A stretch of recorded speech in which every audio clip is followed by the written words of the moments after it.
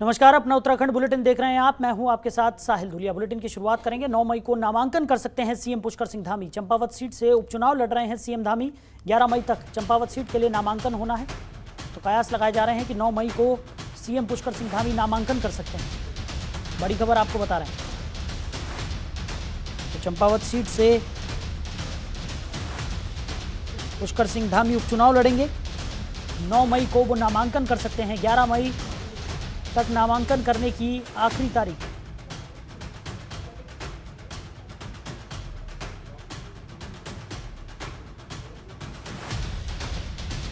खबर पर ज्यादा जानकारी के साथ हमारे ब्यूरो चीफ सुरेंद्र ढाका हमारे साथ जुड़ गए हैं। सुरेंद्र, क्या कुछ निकलकर सामने आ रहा है? जिस तरीके से उम्मीद जताई जा रही है कि 9 मई को चंपावत सीट से पुष्कर सिंह धामी नामांकन कर सकते हैं। 11 मई आखिरी तारीख है और 9 मई को ऐसे कयास लगाए जा रहे हैं कि वो नामांकन कर सकते हैं।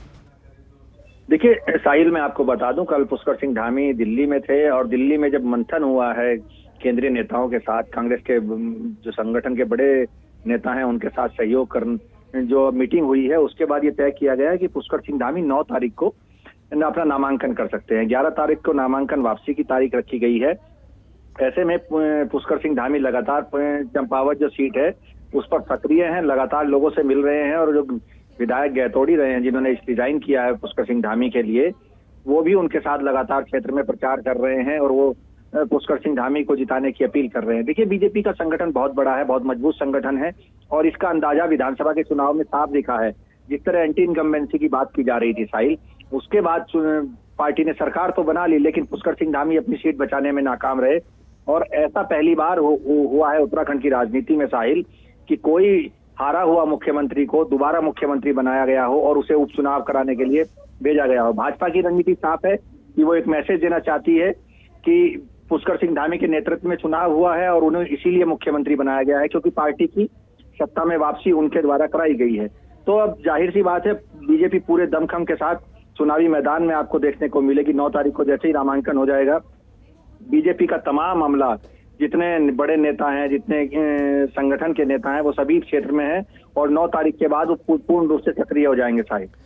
बिल्कुल सुरेंद्र, जिस तरीके से भारतीय जनता पार्टी की अभी से ही इतनी सक्रियता दिख रही है, तो नामांकन के बाद तो वो सक्रियता और ज़्यादा बढ़ जाएगी, क्योंकि हालांकि महज औपचारिकता है, लेकिन सभी को पता है कि सीएम धामी ही चंपावत सीट से चुनाव लड़ रहे हैं और तमाम चीज़ें की जो घोषणा थी वो भी हो चुकी है। लगातार इस कवायद में भी भारतीय जनता पार्टी जुटी हुई है कि किस तरीके से संगठन को और ज़्यादा मजबूत किया जा सके और उपचुनाव में जीत हासिल की जा सके। वहीं दूसरी तरफ अगर विपक्ष की बात करें तो विपक्ष भी लगातार ये कोशिश कर रहा है कि भारतीय जनता पार्टी को कड़ी टक्कर दी जा सके, लेकिन वो कड़ी टक्कर मिलती हुई अभी नजर नहीं आ रही है हाल फिलहाल में।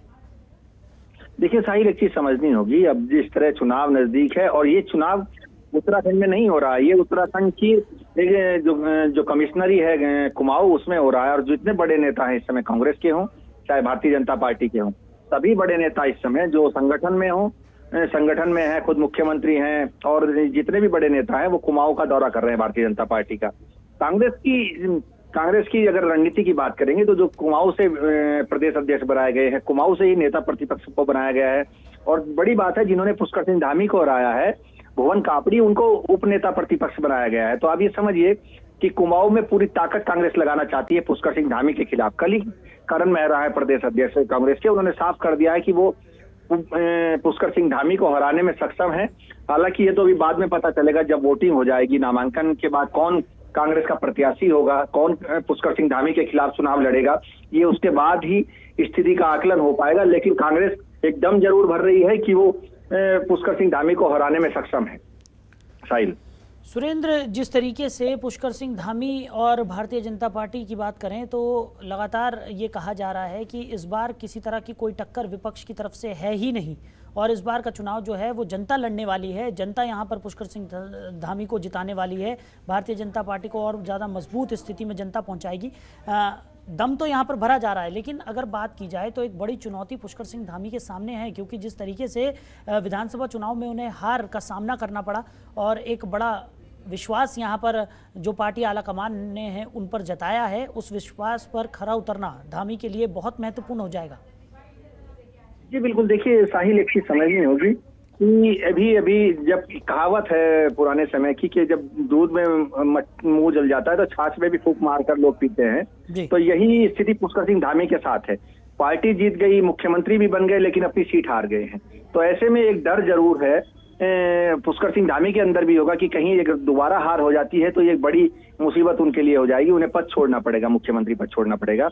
और पार्टी आलाकमान भी अच्छी तरह जानता है कि पुष्कर सिंह धामी को जिता कर लाना है।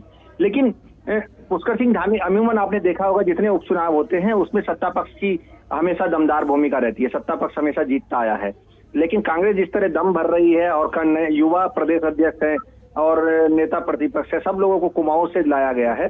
तो अब देखने वाली बात होगी कि जैसे जैसे चुनाव में नजदीक जाएंगे तो कांग्रेस कितनी ताकत से चुनाव लड़ेगी, ये उस पर डिपेंड करेगा। कांग्रेस कितना लोगों को समझाने में कामयाब होगी, ये उस चीज पर डिपेंड करेगा। अब देखना है कि कांग्रेस जैसे जो प्रत्याशी है उनका उसकी घोषणा आजकल में वो भी करने वाले हैं। तो कल तक मुझे लगता है उनके प्रत्याशी की घोषणा हो जाएगी।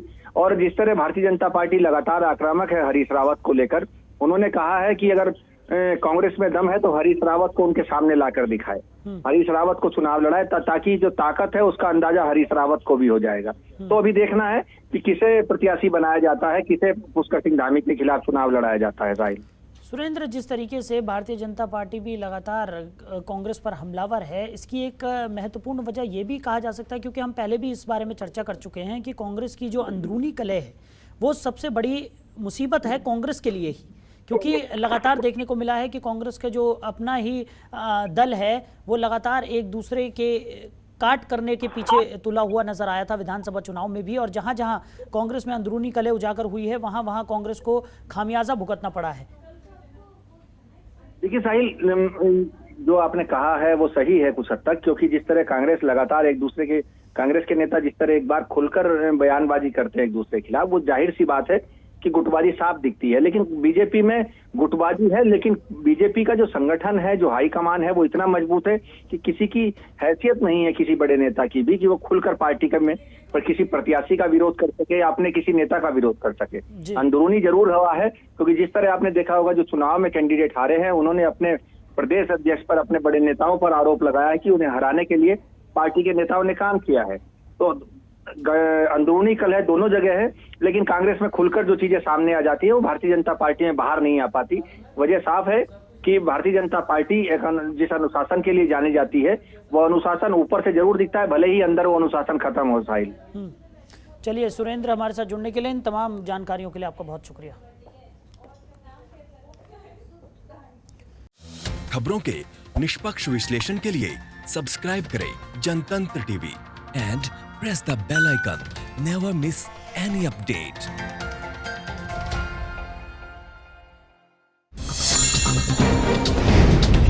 डाउनलोड कीजिए जनतंत्र टीवी ऐप को, जो कि अवेलेबल है गूगल प्ले और ऐप स्टोर पर। अधिक जानकारी के लिए अभी डाउनलोड करें।